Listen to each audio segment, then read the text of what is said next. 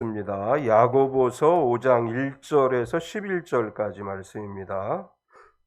야고보서 5장 1절에서 11절까지 제가 가지고 있는 성경은 신약 성경 375페이지 야고보서 5장 1절에서 11절까지 우리 천천히 같이 합독하시겠습니다. 들으라 부한자들아, 너희에게 임할 고생으로 말미암아 울고 통곡하라.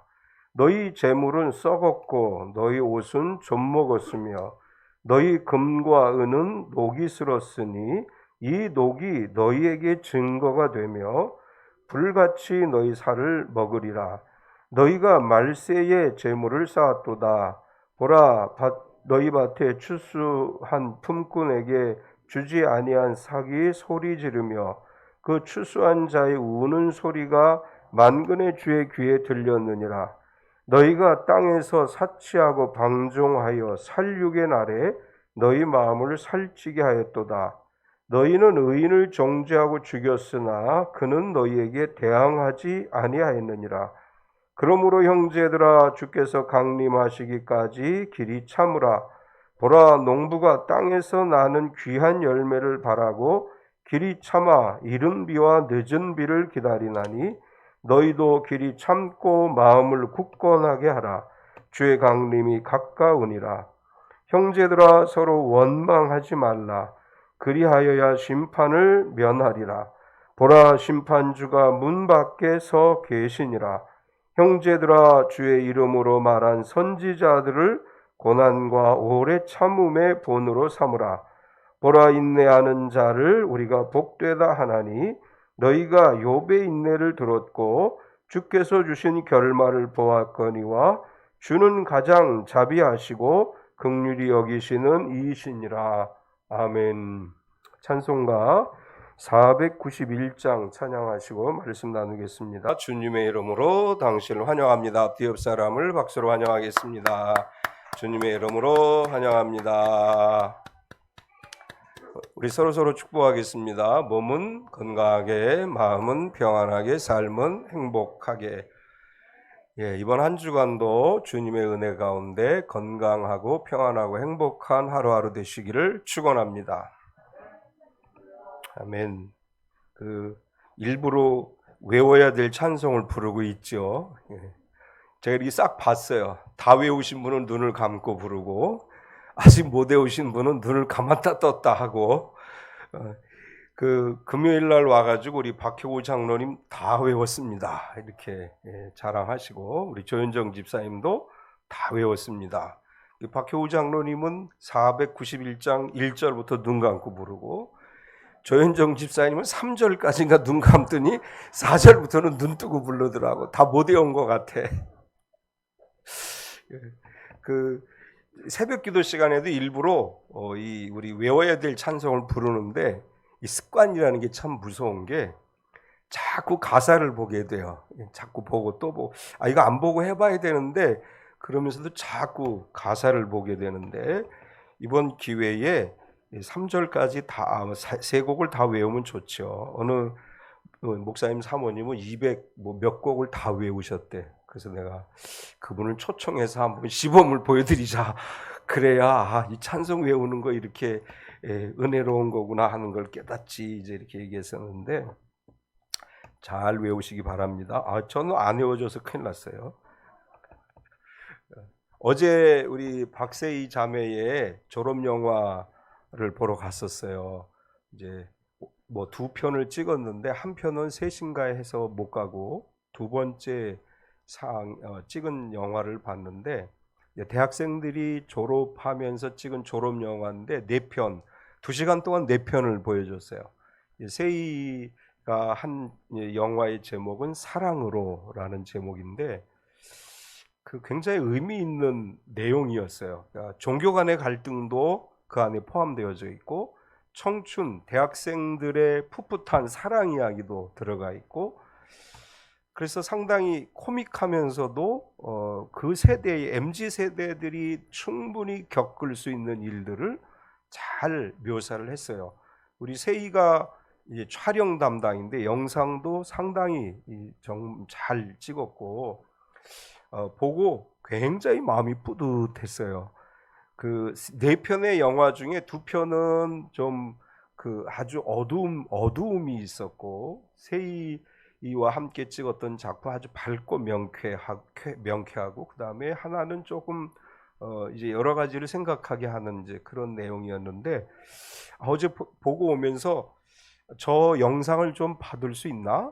그래서 성탄절이나 송구영신 예배 때 한번 같이 봤으면 좋겠다. 그러니까 우리 젊은이들이, 이 교회 다니는 젊은이들이 그냥 한 번쯤 볼 수 있는, 봐볼 만한 그런 영화다, 이런 생각이 들었어요. 어제 질문을 하려고 그랬어요. 이 영상 줄 수 있나요? 그러다가 질문을 안 했는데, 우리 박 장로님이 영상을 어디서 한번 구해와 보세요. 그래서 우리 성탄절이나 송구영신 예배 때 한 30분 정도 되는 분량인데 내용이 괜찮으니까 한번 봤으면 좋겠습니다. 오늘 또 주보에도 사랑이라는 어려움, 이런 글을 실었어요. 한번 제가 읽겠습니다. 미움은 사랑보다 우리에게 가까울 수 있습니다. 사랑하는 건 그리 쉬운 일이 아닙니다. 그러나 미움은 우리 삶에 경계병을 세우지 않으면 금방 마음속을 점령합니다. 어떤 분은 미움을 사랑의 변종이며 미움은 사랑이 그 방향과 모습을 달리한 것뿐이라고 말하기도 합니다. 정말 그런 것일까요? 그러나 분명한 것은 있습니다. 미움이 사랑의 변종이고 다른 방향이라는 판단이 인간 심리에 대한 하나의 설명일 수 있을지 몰라도, 미움은 미워하는 사람에게도 미움받는 사람에게도 모두 아픔을 남긴다는 것입니다. 성탄절이 다가오고 있습니다. 예수님께서 이 땅에 오신 날을 기뻐하는 날입니다. 예수님이 오신 걸 기뻐하는 이유 가운데 하나는 예수님의 미움을 사랑으로 바꾸신 분이기 때문입니다. 십자가 사건이 그것을 잘 보여줍니다. 예수님의 십자가는 불법 그 자체였고, 그 과정은 예수님에 대한 적대감과 모욕으로 가득했습니다. 예수님의 입장에서 보면 크게 노하실 만한 상황입니다. 그런데 그 어디를 봐도 예수님에게서 분노의 흔적을 찾을 수 없습니다. 우리 모두 성탄절이 다가오기 전 예수님의 그 마음을 묵상하면서 그 마음으로 살아가기에 도전하면 좋겠습니다. 예수님은 십자가에 달려 돌아가시면서도 자신을 십자가에 못 박은 사람들을 향해 저주하지 않으셨어요. 끝까지 사랑하시되 죽기까지 사랑하시고, 그 사랑이 성탄절을 통해서 우리에게 다가왔습니다. 오늘 대림절 세 번째 주일인데, 대림절 세 번째 주일의 주제는 기억하시죠? 예, 나눔입니다. 오늘 우리 금년에 우리 교회에서 특별히 기억날 만한 나눔을 하지 못했는데, 성탄절 전후해서 우리 주변에 나눔이 필요한 단체나 또 나눔이 꼭 필요한 이웃이 있으면 알려주시기 바랍니다. 그러면 운영위원회를 거쳐서 성탄 전후에 우리 교회도 올해도 한번 나눔을 실천하면서 이 성탄을 지내려고 합니다. 우리 주변에는 작은 손의 도움을 기다리는 분들이 있죠. 물론 남에게 도움받는 게 습관이 되면 자꾸 받아야 된다고 생각을 해요. 한번 도와주면 또 도와달라고 하고 또 도와달라고 그렇게 할 수 있긴 합니다. 그래도 교회가 해야 될 일, 성도가 해야 될 일은 나누는 일이죠. 사도행전 20장 35절에 보면 바울 사도를 통해서 하나님께서 이렇게 말씀하셨어요. 범사에 여러분에게 모본을 보여준 바와 같이 수고하여 약한 사람들을 돕고 또 주 예수께서 친히 말씀하신 바 주는 것이 받는 것보다 복이 있다 하심을 기억하여야 할지니라. 주는 것이 받는 것보다 복이 있다. 이게 성경의 원리예요.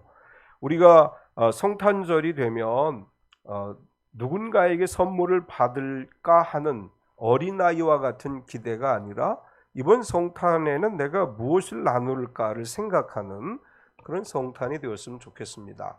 하나님은 독생자 예수 그리스도를 우리를 위해 보내주셨고, 예수님은 이 땅에 오셔서 예수님의 모든 것을 내어주셨습니다.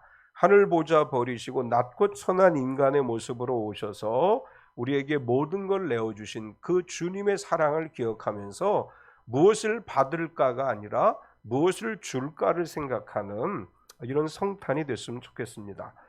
지난 목요일에 한교총 총회를 다녀왔습니다. 이제 총회 가면 뭐 총회 책자도 있고 또 여러 뭐 소개하는 내용의 그 소개 인쇄물들도 있고 해서 보통 이렇게 봉투를 하나씩 줘요. 이제 그 자료들을 담을 수 있도록. 근데 이번에는 특이하게 천으로 된 봉투를 줬어요. 이제 뭐 슈퍼에 다닐 때 들고 다니기 좋은 그런 가방, 천으로 된 가방을 줬는데 그것을 받는 순간 이런 생각이 들었어요. 야, 이거 전도용으로 이런 거 주면 참 좋겠다. 요즘은 그 젊은 사람들도 그렇고 탄소 중립 운동 여기에 이제 편승을 해서 비닐 쓰지 않기 운동 이런 거 하죠. 한교총에서도 지금 탄소 중립 운동을 위한 4개 영상을 만들어서 교회들에게 배포하고 있고 우리 교회가 이런 운동에 앞장서자. 이게 이제 한교총, 우리가 속해 있는 한교총에서 하고 있는데 이거 뭐 꼭 뭐 전도 교회 이름을 쓰지 않아도 교회에서 이런 거 만들어서 이렇게 나누어 주면 탄소 중립 운동에도 그렇고 또 교회를 새롭게 인식시키는 데 있어 참 중요한 좋은 그런 나눔이 될 수 있겠다 이런 생각을 해봅니다. 이제 한번 그런 거 만드는 데 하고 연결을 해서 이제 전도용품으로라도 나눔을 이제 했으면 좋겠다 생각을 해봅니다. 오늘 대림절 세 번째 주일에 우리가 야고보서 5장의 말씀을 읽었는데 야고보 5장의 주제에서는 물론 이제 나눔의 핵심 주제는 아니지만 이 안에 나눔의 중요성을 또 강조하고 있습니다. 종교개혁자인 마르틴 루터는 야고보서를 지푸라기 서신이라고 표현을 했습니다. 마르틴 루터는 믿음으로 구원에 이른다 이 종교개혁의 모토를 가지고 있기 때문에 행함을 강조하고 있는 야고보서를 지푸라기 서신이라고 표현했는데 이제 성경을 이렇게 해석하는 사람들이 마르틴 루터가 야고보서를 지푸라기 서신이라고 표현한 것에 대해서 잘못된 이제 표현이다 이렇게 지적을 합니다. 근데 또 한편에서 마르틴 루터가 그렇게 이야기한 시대적 상황을 이해해야 된다 이렇게 말을 하는데 마르틴 루터가 종교개혁을 단행했을 때의 기독교는 어떤 상황이었습니까? 로마 카톨릭이 성경을 라틴어로만 이제 했습니다. 그래서 사제들만 성경을 읽게 했고 일반 성도들은 성경을 사제들의 해석을 통해서만 듣도록 했고 또 일반 성도들에게는 행위를 강조하는 그런 여러 가지를 만들어서 이제 강조를 하는데 그 안에는 성경적이지 않은 내용들이 많이 포함되어 있었습니다. 면죄부라든지 고행을 행해야 된다든지 이런 것들을 통해서 하나님의 은총을 입을 수 있다. 이렇게 로마 카톨릭에서 가르쳤고 종교개혁자 마르틴 루터도 로마에 갔다가 빌라도의 계단이라는 것을 무릎으로 올라가게 됩니다. 28개의 대리석으로 된 빌라도의 관저에 있었던 것으로 추정하는 그런 대리석을 옮겨다가 계단을 만들었는데 거기 이 계단을 오를 때 무릎으로 오르다 보면 뭐 옷이 이제 바지가 헤어지고 무릎에서 피가 나고 로마 카톨릭은 이 계단을 오르면서 예수님의 고난을 기억하는 것이고 그러므로 해서 하나님의 은총을 입을 수 있다 이렇게 가르치는데 마르틴 루터가 그 계단을 오르던 중에 고통 중에서 그의 마음속에 떠오른 성경 구절이 로마서 1장 17절의 말씀입니다. 복음에는 하나님의 의가 나타나서 믿음으로 믿음에 이르게 하나니 기록된 바 오직 의인은 믿음으로 말미암아 살리라 함과 같으니라. 그래서 그 무릎으로 올라가던 마르틴 루터가 벌떡 일어나서 종교 개혁을 시작하게 됩니다. 이런 역사적 배경이 있기 때문에 로마 카톨릭이 이야기했던 행함의 강조점 이것을 루터가 반대하면서 야고보서에 대해서 그런 평가를 이제 했다 이렇게 이제 해석을 하고 있습니다. 야고보서는 믿는 사람들은 그 믿음을 행동으로 증명해야 된다 이런 이야기를 합니다. 우리가 믿음은 마음으로 하는 것이지만 행동으로 나타나지 않으면 그것은 온전한 믿음이 아니다. 이것이 야고보서의 주제라고 할 수 있는데, 야고보서는 야고보 사도가 기록하지 한 것이 아니고 예수님의 동생이었던 야고보가 기록한 것으로 그렇게 보고 있습니다. 이 야고보 예수님의 동생인 야고보가 이 글을 쓸 당시에 교회는 어떤 상황이었느냐 하면 박해를 받는 상황이었죠. 초대교회가 박해를 받는 그 시대 속에 믿음을 굳건하게 지키라고 하는 권면을 하면서 믿음이 행동으로 증명돼야 된다, 이런 이야기를 했습니다. 대림의 계절에 성탄을 준비하는 우리들에게 야고보 사도를 통해서 하나님 오늘 우리에게 이렇게 말씀합니다. 길이 참고 마음을 굳건하게 하라. 오늘 이 제목으로 은혜를 나누려고 하는데, 이 글을 읽는 성도들에게 첫 번째로 주시는 메시지는 들으라 부한자들아. 하나님께서 야고보를 통해서 오고 가는 모든 세대를 향해서 경고하시면서 특별히 들으라 부한자들아. 여기서 말하는 부한자들이라고 하는 것은 신실한 믿음으로 하나님을 경외함으로 복을 받는 사람이 아닌, 하나님을 믿지 아니하고 수단과 방법을 가리지 않고 물질적 이득을 취하는 자들을 이야기하는 것입니다. 이런 사람들에 관해서 바울 사도는 디모데전서 6장 5절에서 이렇게 표현을 했습니다. 마음이 부패하여지고 진리를 잃어버려 경건을 이익의 방도로 생각하는 자들의 다툼이 일어나느니라. 이 부한자들에 속하는 사람들은 어떤 사람들이냐 하면 경건을 이익의 방도로 생각하는 사람들이에요. 이게 무슨 말이냐 하면 신앙생활을 이익을 추구하는 도구로 여긴다는 거예요. 이제 교회에 다니고 교회에서 직분을 맡고 이렇게 하는 것을 자신의 이익을 추구하기 위한 하나의 수단으로 사용하는 것을 지적하는 것입니다. 이제 규모가 큰 교회들에 가 보면 거기에 자기 사업의 목적으로 그 교회에서 활동하는 사람들이 굉장히 많아요. 이 신앙생활이 목적이 아니고 자기 사업을 하는 것이 목적인 이제 그런 모습들을 많이 발견하게 되는데, 바울 사도는 그런 것을 뭐라고 표현했느냐 하면 경건을 이익의 도구로 삼는 자들이다, 이렇게 표현을 했습니다. 오늘 야고보도 우리에게 뭐라고 얘기하느냐 하면 하나님을 믿는다고 하면서 믿음을 이익의 도구로 생각하는 이 부한자들아, 또는 믿지 않고 물질적 가치만을 추구하는 자들아, 이렇게 표현하면서 그들에게 경고의 메시지를 주되 임할 고생이 너에게 있다, 임할 고난이 너에게 있다. 1절과 3절까지를 보면 들으라 부한자들아, 너희에게 임할 고생으로 말미암아 울고 통곡하라. 너희 재물은 썩었고 너희 옷은 좀 먹었으며 너희 금과 은은 녹이 슬었으니 이 녹이 너희에게 증거가 되며 불같이 너희 살을 먹으리라. 너희가 말세의 재물을 쌓았도다. 부한자들은 이렇게 생각한다는 거예요. 이 세상에서 잘 먹고 잘 살면 그게 축복이지, 뭐 저 세상이라고 하는 게 있어, 영원이라는 게 있어, 그거 없는 거야, 이렇게 생각하고 어떻게 해서든지 이 땅에서 잘 먹고 잘 살기 위해서 수단과 방법을 가리지 않고 살아가고 이것이 지속될 것이라고 생각하고, 심지어는 신앙생활조차도 이익을 위한 도구로 사용하고 물질적 이득을 취하는 자들은 좋은 옷을 입고 좋은 이제 보석을 가지고 있지만 그것이 어떻게 된다고 표현했느냐 하면 재물이 썩고 너희가 입은 화려하고 좋은 옷은 좀 먹을 것이고 너희 금과 은이 녹이 슬었고, 그리고 그것이 너희에게 악행의 증거가 돼서 너희가 그것들로 인해서 결국은 하나님의 심판을 받게 될 것이다.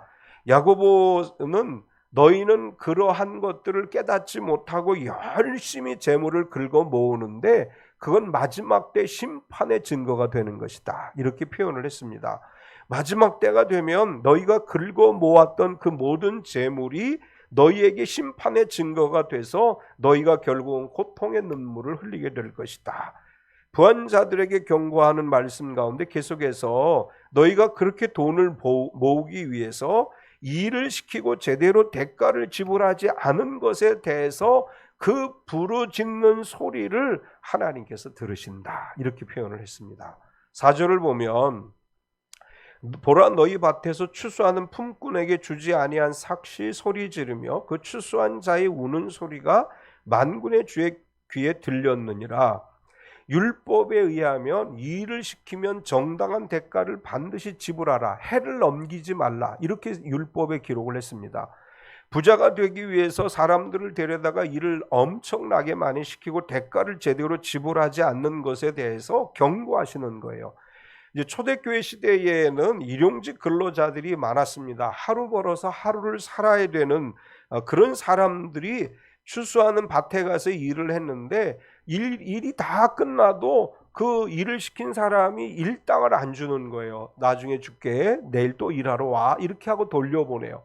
그런데 이때 상황은 얼마나 심각했느냐 하면 그날 일해서 돈을 받아가지 못하면 다음날 양식을 사지 못하는 상황이에요. 그러니까 일을 하고 하루에 일당을 받지 못하고 가게 되면 그 가족은 하루를 굶어야 되는 거예요. 그래서 그 가족이 먹을 게 없어서 하나님께 기도하고 울부짖어 기도하면 하나님은 그것을 그들의 기도하는 간절한 그 눈물의 기도를 들으시고 보응하신다. 이런 말씀입니다. 야고보는 제대로 지급하지 않은 품삯이 소리를 지른다고 묘사를 했어요. 일을 시켜놓고 임금을 제대로 지급하지 않고 대가를 정당하게 지급하지 않고 자기의 이득만을 추구하게 되면 일하고 대가를 받지 못한 사람들의 그 가슴 아픈 하소연을 하나님께서 외면하지 않으신다. 요즘 연예계 이슈 가운데 우리가 이렇게 평가할 수는 없겠지만 누구 말이 맞는 것인지는 모르지만 이승기 얘기가 나오죠.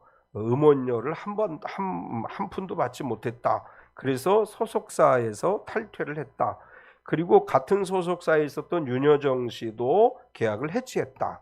근데 윤여정 씨가 계약을 해지한 이유라고 하는 이야기들이 인터넷에 떠도는데 이제 윤여정 씨가 이렇게 얘기했다고 그래요. 소속사 대표가 법인카드로 명품을 쇼핑하는데 18억 원을 썼다. 그리고 그 직원들, 이사들이 명품 백을 가지고 다니는, 명품을 소지하고 다니는데 거기 소속되어 있는 연예인들은 사실은 굉장히 힘들게 일을 했다. 이렇게 이제 이야기를 해요. 이 말들이 사실이라면 야고보가 말씀하신 것, 소속사 연예인들에게 정당한 대가를 지불하지 않고 자신들은 명품을 즐기고 이제 이런 것들은 결국 모두가 증거가 된다. 또 박수홍 씨 얘기도 많이 들려지죠. 그 형과 박수홍과의 갈등. 근데 이제 가장 우리가 아픈 게 뭐냐 하면 그 집안은 크리스찬이라고 알려져 있어요. 그 어머니는 권사님이고 박수홍 씨도 이 교계 행사에 나와서 사회를 본 적이 있고 그 형도 신앙생활하는 사람으로 알려져 있는데 그 어떤 목사님이 저희 그런 얘기를 해요. 그 박수홍 형이 사건이 터지고 이제 막 이렇게 되니까 기자들이 있는 데서 이야기하다가 아이고 주여 이렇게 얘기했다. 그래서 이거 정말 쪽팔렸다. 이제 이런 이야기를 저한테 해주는 걸 들었는데 야고보는 이렇게 기독교인들에게 이야기하는 거예요. 여러분들이 누군가에게 일을 시켰으면 정당한 대가를 지불하십시오. 그리고 여러분들의 이익을 얻기 위해서 임금을 깎지 말고 줘야 될 것을 마땅히 주시오. 이 한국 교회가 급성장을 하면서 안고 있었던 문제 가운데 하나가 뭐냐 하면 대형 교회들이 교회를 건축하면서 건축 대금을 제대로 지불하지 않는 일들이 많이 발생을 했었어요. 이래서 이것이 사회적 이슈가 되고 여러 가지로 문제가 됐음에도 불구하고 여전히 그런 모습이 아직 교회 안에 남아있다고 하는 것입니다. 우리가 진정한 그리스도인이라면 교회에서 어떤 공사를 한다든지 어떤 일을 할 때 정당한 대가를 지불하고 또 우리가 사업을 할 때에도 정당한 임금을 지불하고 누군가에게 주어야 될 것을 정당하게 지불하는 그것이 진정한 그리스도인의 올바른 모습이다. 이렇게 말씀하시는 것입니다. 계속해서 야고보는 부한 자들에게 경고하면서 너희 마음을 살찌게 하지 말라. 5절과 6절을 보면 너희가 땅에서 사치하고 방종하여 살육의 날에 너희 마음을 살찌게 하였도다. 너희는 의인을 정죄하고 죽였으나 그는 너희에게 대항하지 아니하였느니라. 이제 이 구절을 현대어 성경으로 보면 이렇게 번역을 했습니다. 여러분은 이 세상에서 가진 변덕을 다 부리고 쾌락과 만족을 누리며 마음을 욕심으로 살찌웠지만 그것은 결국 도살장으로 가는 길을 마련할 뿐입니다. 여러분은 자기 방어조차도 할 힘이 없는 선량한 사람들에게 마저 피를 뒤집어 씌워 죽였습니다. 야고보 사도를 통해서 하나님이 경고의 메시지를 주십니다. 너희가 물질을 얻기 위해서 자기를 방어할 힘조차 없는 선량한 사람들에게 그들의 피를 이제 빨아먹으면서까지도 죄를 뒤집어 씌우고 너희들의 것을 취했다면 그것은 너희를 도살장으로 가게 만드는 것에 지나지 않는다. 성탄의 계절에 하나님께서 성탄절을 맞이해서 성탄절을 준비하는 우리들에게 말씀하셔요. 욕심을 버려라. 그리고 베풀어라. 우리가 욕심을 가지고 살면 잠깐은 잘 살 수 있습니다. 그러나 결국 그것에 대한 보응은 반드시 있다는 것을 오늘 성경이 우리에게 말씀하고 있습니다. 야고보 사도를 통해서 하나님이 주시는 두 번째 메시지는 길이 참으라. 그리스도인들에게 하나님의 말씀을 믿고 신실한 믿음으로 살아가는 성도들은 길이 참으라고 말씀하는데, 한 해를 마무리하는 시기이고 주님 오심을 대망하는 대림절을 살아가는 우리에게 참고 기다리라, 이렇게 권면을 하십니다. 우리가 참고 기다려야 되는데 언제까지 참고 기다리느냐? 주께서 강림하시기까지 길이 참으라. 7절을 보면 그러므로 형제들아, 주께서 강림하시기까지 길이 참으라. 보라, 농부가 땅에서 나는 귀한 열매를 바라고 길이 참아 이른 비와 늦은 비를 기다리나니. 6절에서 부한 자들의 악행에 대해 경고하신 다음에 그리고 신실한 그리스도인들에게 말씀합니다. 길이 참아야 되는데 언제까지 참아야 되느냐? 주님 오실 때까지 참아야 된다. 여기까지 참으면 될까요? 이제 베드로가 그렇게 묻죠. 주님 7번까지 참을까요? 라고 이야기할 때 70번씩 7번이라도 참으라. 주님 오실 때까지 우리가 참아야 되는데, 세상을 살다 보면 모든 것이 다 잘되고 좋은 것만이 아니고 우리 세상에는 불공평한 일도 있고 예수님을 믿는다고 하는 것 때문에 고난을 당할 수도 있습니다. 또 여러 가지 일들이 우리를 실망하고 낙심하게 만드는데 오늘 하나님께서 우리에게 말씀하셔요. 그래도 참아야 된다. 이렇게 우리에게 말씀하십니다. 이 사실은 우리 교회들이 그동안에 이 세상으로부터 불공평한 일을 당한다 해서 막 인터넷 대응팀을 만들고 언론 대응팀을 만들고 그래서 교회를 비난하는 것에 대해서 적극적으로 대응해야 된다. 한때는 저도 그렇게 생각을 했었어요. 그런데 성경은 뭐라고 말씀하시느냐? 너희를 비난하는 자들에 대해서 대응하지 말고 참으라. 너희에게 악을 행하는 자들에 대해서 법적인 대응을 하고 이런저런 대응을 하는 것이 아니고 주님이 우리를 위해 고난받으신 것을 기억하며 너희는 참고 기다리라. 이렇게 말씀하시는 것입니다. 세상 사람들이 교회를 비판한다고 할지라도, 그들이 교회에게 억울한 누명을 씌운다고 할지라도 우리가 해야 될 일은 참고 기다리는 거예요. 그들에게 똑같이 대응하는 것은 성경적 방법이 아닙니다. 자주 이야기하죠. 길거리에 나가서 데모를 하고 사인을 하고, 하나님은 그것을 원하지 않습니다. 하나님이 원하시는 것은 예수님께서 십자가에 달리실 때 침묵하신 것처럼 우리가 어떤 억울한 일을 당해도, 교회가 어떤 불공평한 일을 당한다 할지라도 참고 기다리고 주님 오심을 기다리며 살아가는 것이 교회가 가져야 될 올바른 자세라고 말씀하고 있습니다. 우리가 가져야 될 신앙은 계속 반복적으로 이야기하는데 재림신앙이죠. 예수님 반드시 다시 오십니다. 우리가 그 신앙을 갖는다면 지금 고난을 좀 당해도, 어려움이 와도, 억울한 누명을 써도 견딜 수 있습니다. 주님이 다시 오심을 믿는다면 우리는 그 믿음을 가지고 견고하여 흔들리지 않고 길이 참는 성도의 삶을 살아가야 될 줄 믿습니다. 우리의 기다림은 또한 농부의 기다림과 같아야 한다. 7절을 보면 그러므로 형제들아 주께서 강림하시기까지 길이 참으라. 보라 농부가 땅에서 나는 귀한 열매를 바라고 길이 참아 이른 비와 늦은 비를 기다리나니. 농부는 밭에 씨를 뿌리고 그 씨가 싹이 나고 자라고 꽃이 피고 열매를 맺기까지 기다립니다. 씨를 뿌려놓고 그 다음날 가서 왜 열매가 맺지 않았지? 그렇게 하는 농부는 아무도 없어요. 때가 될 때까지 농부들은 기다립니다. 하나님께서 우리에게 똑같은 말씀을 하셔요. 너희에게 농부의 기다림이 필요하다. 하나님 왜 안 이루어지죠? 하나님 이렇게 말씀하셔요. 농부의 기다림이 필요하다. 기다리고 기다려야 하고 열매가 맺힐 때가 되면 열매가 맺히게 되는 것이다. 이 야고보를 통해서 말씀하신 농부의 기다림 속에는 두 가지가 포함되어져 있는데 간절함과 기도가 포함되어져 있습니다. 저도 농사를 지어봐서 이렇게 밭에다가 뭐 고구마도 심어보고 이렇게 다른 씨앗도 뿌려보고 했는데 씨를 뿌리고 간절히 소망하죠. 하나님 이게 잘 자라게 해주시고 고구마도 심어놓고 멧돼지가 안 나타나게 해주시고 목사님 중에 이렇게 고구마 농사하시는 분 가끔 이렇게 고구마를 저에게 줬는데 올해 안 줘요. 그래서 왜 안 주지? 그랬더니 멧돼지가 다 파먹었대요. 그래서 거두어 드릴 게 없대요. 농부를 농사를 짓는 사람들은 간절함이 있어요. 내가 뿌린 씨가 열매를 맺기를 간절히 바라는 마음이 있습니다.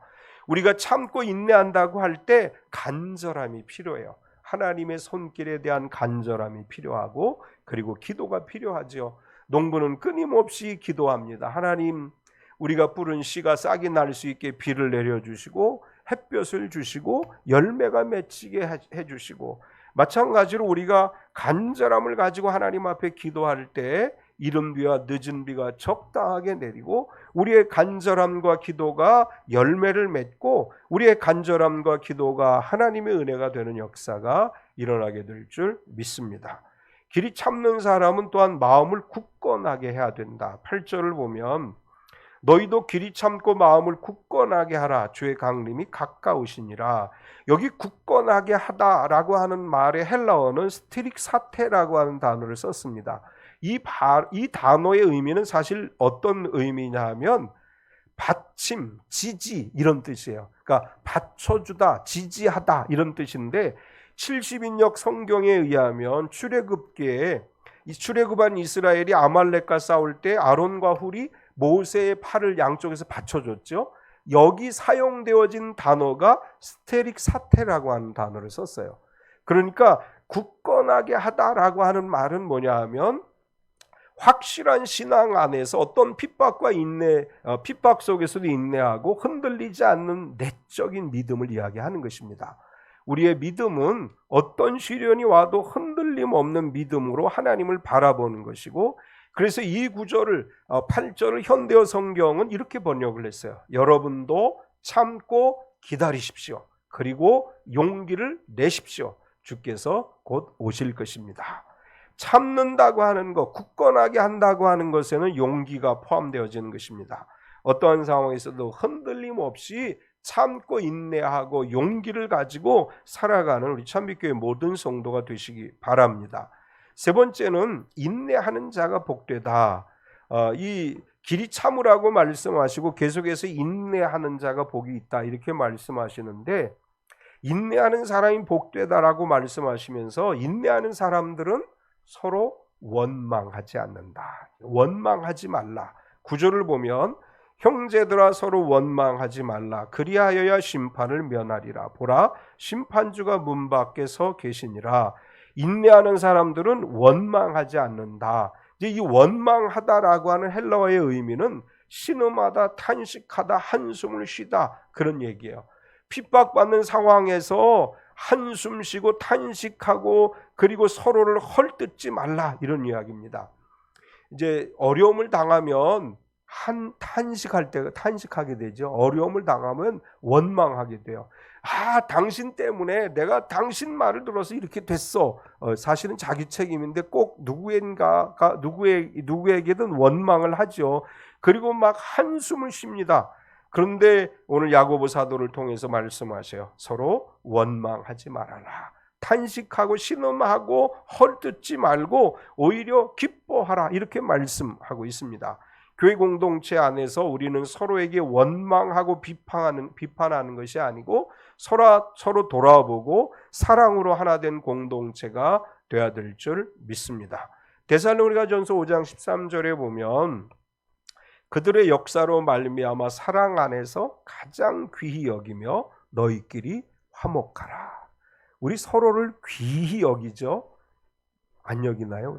우리 서로 귀히 여깁시다. 우리 참빛교회 성도들은 성도 간에 서로 귀히 여기고 또 우리끼리 싸우고 다투고 원망하는 것이 아니라 화목하고 하나님의 사랑을 이루어가는 사랑의 공동체, 참빛교회가 이런 교회인 줄 믿습니다. 계속해서 이렇게 이야기해요. 선지자들의 오래 참음을 본받으라. 10절을 보면 형제들아 주의 이름으로 말한 선지자들을 고난과 오래 참음의 본으로 삼으라. 공동번역에서 보면 이렇게 번역했어요. 형제 여러분, 고난을 참고 이겨낸 사람들의 본보기로 주님의 말씀을 받아 전한 예언자들을 생각하십시오. 초대교회는 핍박받는 교회였습니다. 그런 핍박 속에서 때로는 누군가를 원망하고 누군가에게 이제 하소연하고 이런 성도들에게 이렇게 말씀하셔요. 구약시대에 하나님의 말씀을 선포했던 제사장들이 고난을 참고 견디어낸 것처럼 여러분들이요, 어떤 고난이 오더라도 참고 견디어내십시오, 이렇게 말씀하는 것입니다. 2023년을 준비하면서 성경에 기록된 분들의 삶을 본받아서 어떤 상황에서도 참고 인내하는 믿음으로 살아가는 저와 여러분 되시기 바랍니다. 야고보는 결론적으로 이렇게 이야기해요. 주님은 가장 자비하시고 긍휼히 여기시는 분이시다. 11절을 보면 우리 같이 한번 읽겠습니다. 보라, 인내하는 자를 우리가 복되다 하나니 너희가 욥의 인내를 들었고 주께서 주신 결말을 보았거니와 주는 가장 자비하시고 긍휼히 여기시는 이시니라. 구약의 선지자들을 본받으라 라고 이야기하면서 욥의 인내를 이야기합니다. 욥은 고난 속에서도 믿음을 지키는 인내를 보여주었고 그의 결말을 욥기에 보면 이렇게 기록해요. 처음 받은 복의 갑절로 하나님이 그를 복 주셨다. 참고 견디고 인내하는 사람들은 마침내 하나님이 주시는 복을 누리게 될 줄 믿습니다. 그런데 그 복은 전적으로 우리가 무언가를 했기 때문이 아니라 하나님의 자비하심과 긍휼하심으로 인한 것이다. 하나님의 자비하심과 긍휼하심으로 믿음을 지켜가는 성도들은 마침내 하나님이 주시는 복을 누리게 될 것이다, 이렇게 말씀하고 있습니다. 대림절을 보낸 우리는 나눔을 실천하고 어떤 상황에서도 참고 인내하면서 성탄을 준비해야 될 줄 믿습니다. 베푸는 자가 복이 있습니다. 인내하는 사람이 복이 있습니다.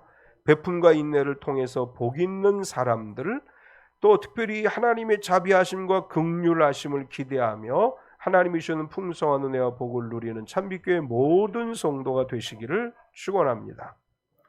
하나님 감사합니다. 오늘도 우리가 예배 자리에 서게 하시고 주의 말씀을 듣게 하심을 감사합니다. 야고보 사도를 통해서 우리에게 주신 말씀과 같이 우리가 나눔을 실천하게 하시고 우리의 물질적 이득만을 위해 살아가는 것이 아니고 그리스도의 사랑과 은혜를 세상 가운데 전하며 살아가는 삶이 되게 하여 주시옵소서. 우리에게 인내하는 믿음을 주시옵소서. 작은 일에도 화를 내고 또 고난 속에서 원망하는 것이 아니라 농부가 씨를 뿌리고 기다리듯이 믿음 안에서 참고 인내하며 기다리며 하나님 앞에 기도해서 인내하는 자가 복되다 하신 하나님의 말씀이 실현되어지고 그 말씀을 경험하는 참빛교회 성도들이 되게 하여 주시옵소서. 예수님의 이름으로 기도드리옵나이다. 아멘.